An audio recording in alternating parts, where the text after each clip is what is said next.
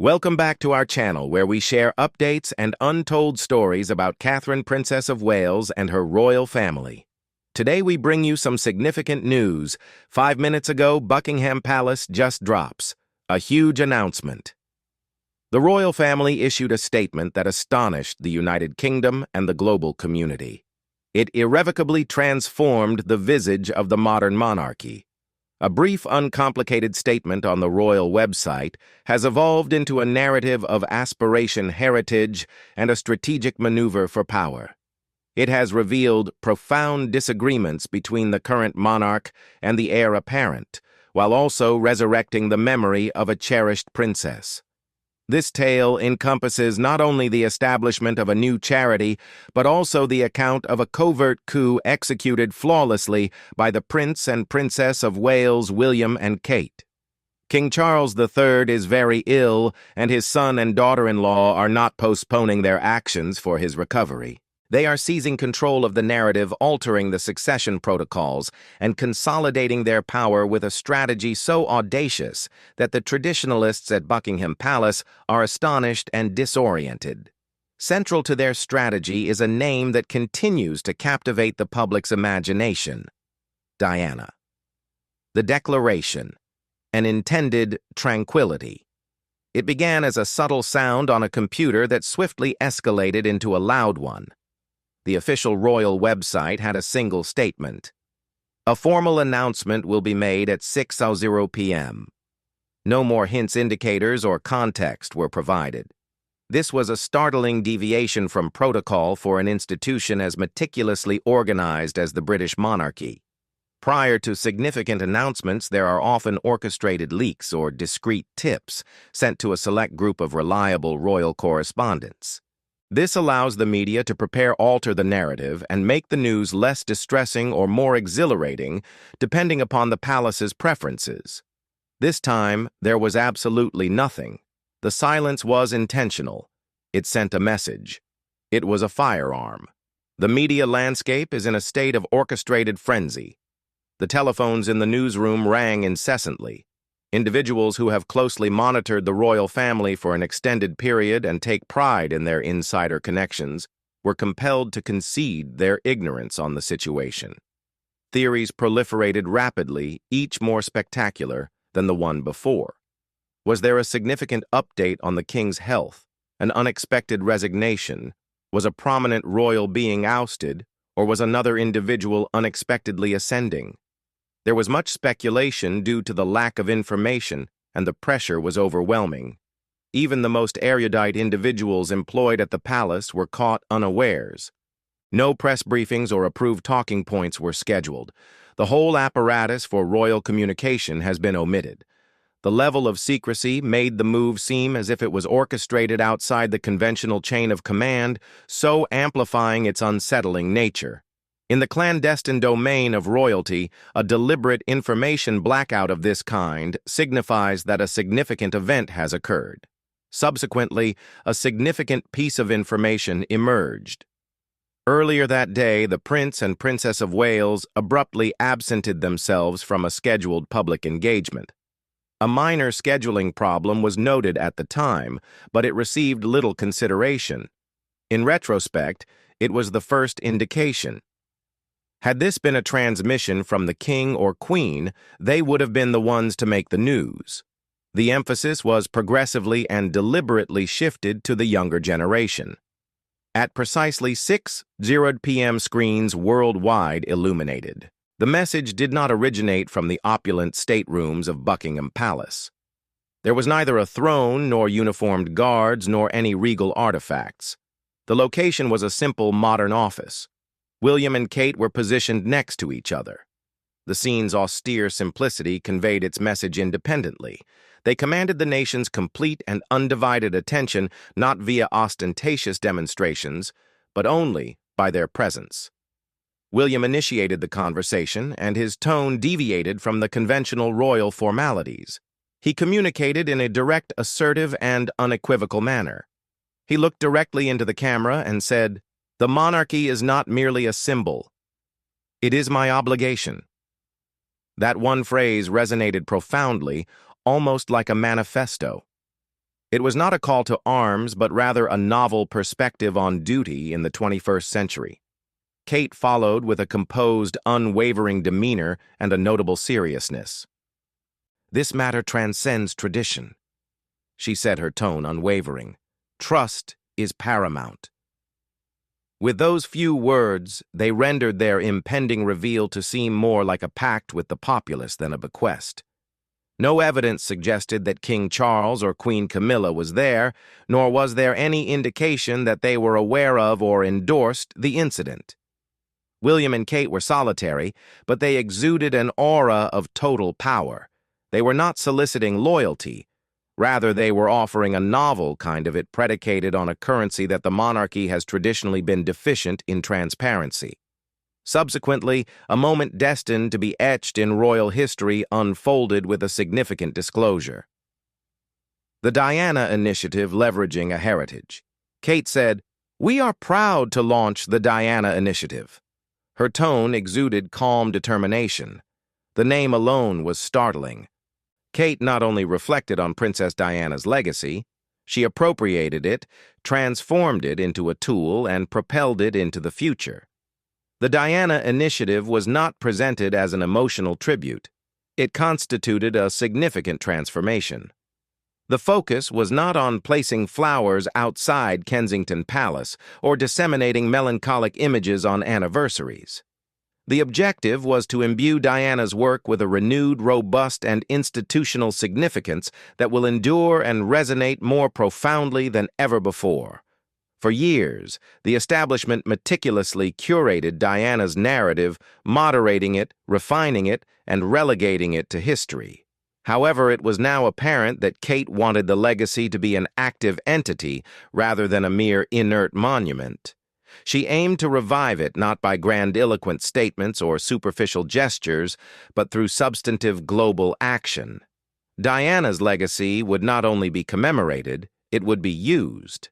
His statement, "She was failed not only by a rogue reporter, but also by BBC leaders who averted their gaze instead of posing challenging inquiries," directly mirrored his previous remarks on his mother's treatment.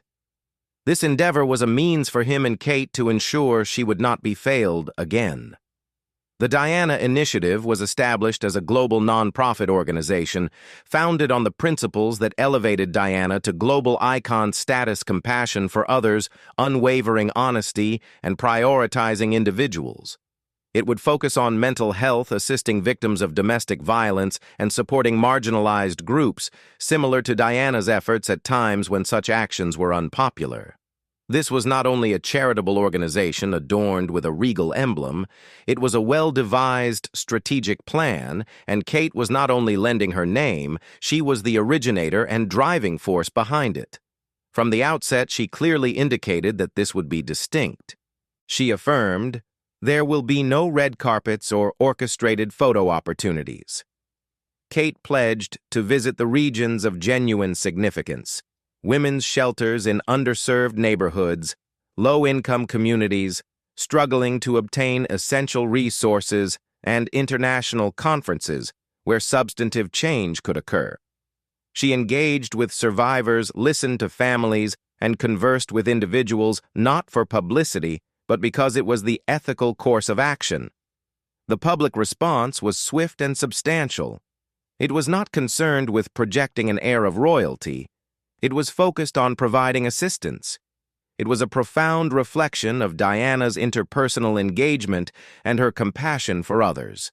This time, it had the whole support of the heir to the throne, who promised enhanced organization, global outreach, and enduring measurable goals. Kate was not attempting to emulate Diana. She was forging her own path using Diana as a reference, while adjusting to the demands of the modern era. The action was profoundly impactful due to the circumstances. Kate was not participating as an outsider as Diana often had to. She executed it from the core of the system, providing the project and institutional authority that Diana never had. A royal observer said, "Although we are currently in the era of King Charles and Queen Consort Camilla, the future undoubtedly belongs to William and Kate." Diana used her benevolence to combat a rigid system. Kate was now using that same benevolence to guide in it. There was substantial support. The hashtag #SuchOurPeoplesQueen gained viral traction on social media, and acclaim for Kate's notion permeated the news. It was an astute maneuver in public relations. However, it also indicated that conflict was imminent. William and Kate were not just commemorating Diana by invoking her name emphatically, they were also conveying a significant message. On the other side of that divide stood Queen Camilla, the person whose legacy would perpetually cast a cruel shadow over Diana. A divided palace, the reaction and the schism. A chilling silence emanated from Buckingham Palace as the rest of the world celebrated. King Charles did not issue an official statement of congratulations. Queen Camilla did not express any words of support. The official royal social media accounts made no mention of the monarchy's most significant and popular new initiative. In the domain of royal perception, silence indicated displeasure. Significant tension existed behind the scenes. King Charles reportedly experienced confusion due to his complete unpreparedness for the magnitude and significance of the news. A staff member at Clarence House said that his reaction was one of wonder and amazement, not anger. What actions have they undertaken? He was heard questioning. He sought to consolidate his authority and capture the nation's focus, yet the limelight had been ruthlessly diverted from him. The populace were no longer fixated on the king. Their attention shifted to his potential successors. William and Kate's initiative was novel, invigorating, and intimately connected to the public in a way that the king's customary engagements were not. Queen Camilla's reaction was significantly more poignant. Sources indicate she was genuinely distressed. For years, she has diligently endeavored to rehabilitate her public persona, overcome the controversies of the 1990s, and attain a measure of quiet respect as a dedicated partner. Diana's name resurfaced not merely as a historical footnote, but as a symbol for the monarchy's future. Kate's action, while not an overt attack, served as a nuanced reminder of a painful past that reopened old wounds and reintroduced Diana into the central narrative of the royal family. Palace insiders began to discuss Kate's significant breach of protocol. She acted autonomously without seeking approval. This display of independence was perceived not as innovative, but as a challenge to established norms. Sources indicate that Camilla desired the Diana Initiative to be directly managed by the palace for the purpose of oversight, refinement, and mitigation of its severity. However, senior royal advisors cautioned against this course of action. Any attempt to assume control or halt the initiative would likely result in a public relations debacle portraying the king and queen as irate, resentful, and disconnected. The palace took no action. The strategy was to withdraw governmental backing for the initiative, allowing it to diminish into obscurity. However, this did not occur. Instead, it gained strength. William remained resolute despite his awareness of the underlying politics. "This is not a discussion," he reportedly conveyed to a close associate. "It's a strategy." He was not attempting to get his father's approval. He was executing a long-term strategy. The discord between Charles and William, hitherto a private matter, was becoming a significant schism. Charles saw the respect and attention he had long anticipated eluding him. He confided to a friend, "The spotlight has vanished," expressing profound sorrow rather than anger. William, however, was significantly impacted by his father's public silence. He believed his father was not attempting to dismantle the monarchy, but rather to save it from obsolescence. The tension eventually became evident to everybody. At a charity luncheon, Queen Camilla was inquired about the Diana Initiative, prompting her to deviate from her usual composed manner. She responded promptly and incisively. "The monarchy has consistently operated with commitment," she said in a composed tone. "There is no necessity to reflect on the past to substantiate it." The remark was a thinly veiled attack, and the media seized upon it. Within hours, the news was replete with accounts of the royal separation. The majority of individuals endorsed Kate and saw Camilla's remark as trivial and defensive. Kate's response arrived days later. It was composed and measured but had a distinct sharpness. During the initial official event for the Diana Initiative, she said, "This work isn't about the past." Although she refrained from naming individuals, her message was unequivocal. "It's about the future we construct collectively." It was not a confrontation, rather it was a firm repudiation. She remained resolute. This public altercation compelled the king to take action. He summoned William to a clandestine conference at Clarence House, attended by some of his senior advisors. He expressed considerable dissatisfaction, stating that the autonomous implementation of the initiative constituted a breach of protocol that had degraded the crown. William conversely maintained his position. He is said to have replied, "This is not a matter of protocol, Father. It concerns survival." The comments resonated, highlighting the generational disparities between them. Charles, being from a family steeped in norms and traditions, detected a disruption in order. William, a contemporary individual with a forward-looking perspective, saw a necessary transformation. The conversation concluded without a resolution, and the king exited the room silently. The leaks began immediately. Individuals associated with Charles's camp said that William was impulsive and reckless. In response, authors associated with the Wales's team authored pieces portraying the king as ensnared in antiquity. A private altercation escalated into a public dispute on the monarchy's essence. The Harry factor, a complex endorsement. Prince Harry intervened at the peak of the internal conflict. He sent a message of endorsement for the Diana Initiative from his residence in California, referring to it as Mum's Legacy in Action. This poignant term was swiftly adopted by the global media, therefore enhancing the initiative's emotional significance and international credibility. It ought to have united individuals. Instead, it provoked another conflagration. Sources affiliated with the Prince of Wales indicate that William was taken by surprise and significantly displeased. A contentious phone conversation transpired between the brothers, whereby William accused Harry of using the endeavor for publicity and re-entering a narrative he had chosen to exit. William allegedly cautioned him, "You cannot simply intervene at this moment." This interaction illustrates the prevailing lack of trust between them now. Conversely, Harry remained vocal. He reaffirmed his statements on an American television appearance a few days later. He said, "Diana's contributions are intended for all, not solely for the palace." The response seemed to be sympathetic, although it was a direct affront to the institution, and by extension to William's entitlement to his mother's legacy.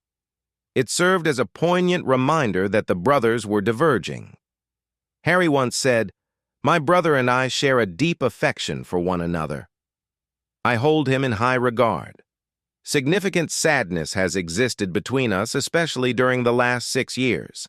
Significant disparities in opinion existed among the public.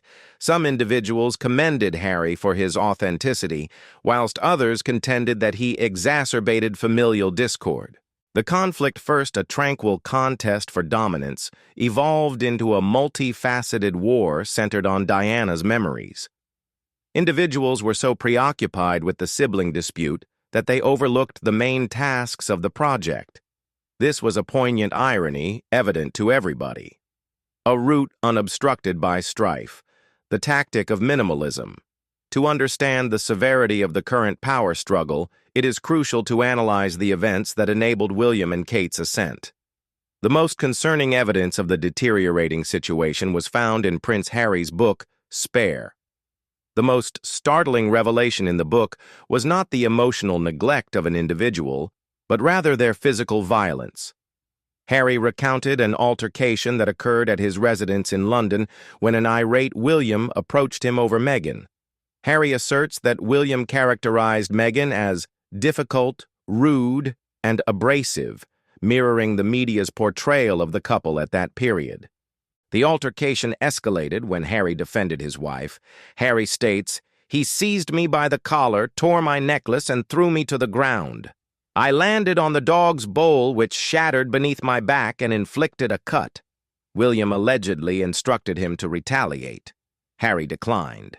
The depiction of the future king assaulting his brother in a moment of fervor significantly undermined the meticulously constructed facade of royal unity. This was not only a conflict among relatives, it was a terrifying display of dominance.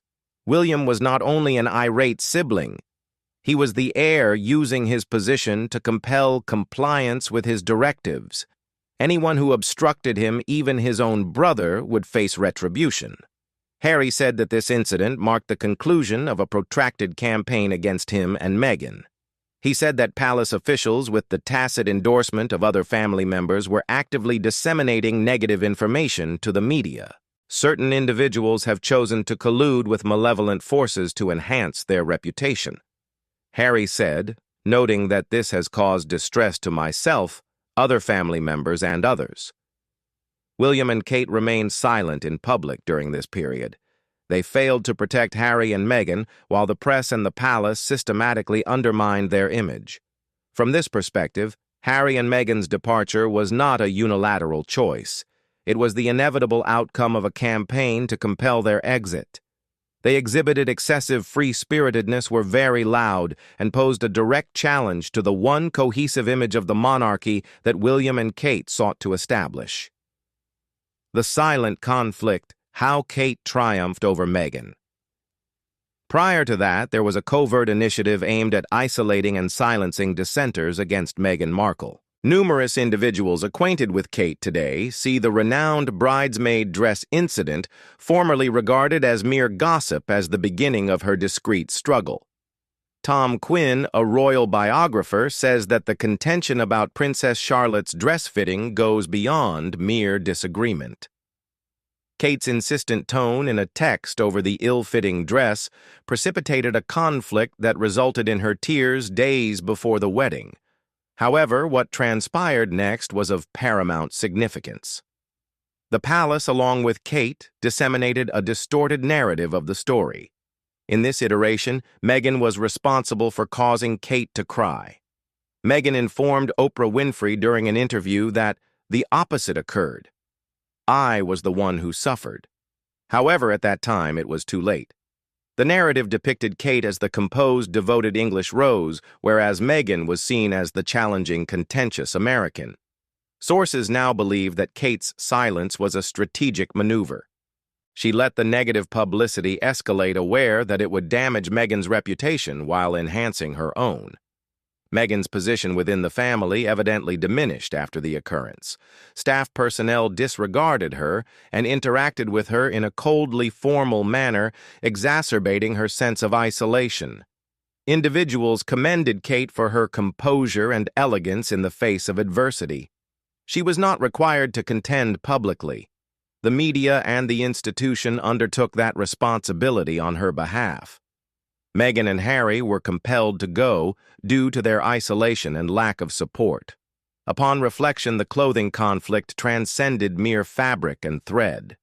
This was the first significant step in Kate's covertly orchestrated endeavor to eliminate a rival and facilitate her and William's ascent to power. Endgame: a novel, sovereignty, and an altered judiciary queen. Camilla is the last significant figure remaining in the old guard after the departure of Harry and Meghan and the illness of King Charles. The confrontation between Kate and Camilla represents the last struggle for dominance. Reports indicate that Camilla wants to avoid obscurity. A source told U.S. Weekly she cherishes her responsibilities. She is not prepared to relinquish them to Kate. She has fought for decades to attain her current position and is unwilling to surrender its authority. William and Kate are now strategizing for a future in which her position may diminish. The uncertainty surrounding public sentiment towards Camilla offers the Waleses a significant advantage. Despite her many years of service, she has never experienced the affection and commitment that Diana or Kate got. The Diana initiative constituted the last setback. It not only established Kate as the genuine people's princess, but it also highlighted the complexity of Camilla's history. The action benefited Kate while simultaneously disadvantaging Camilla, all under the auspices of charity.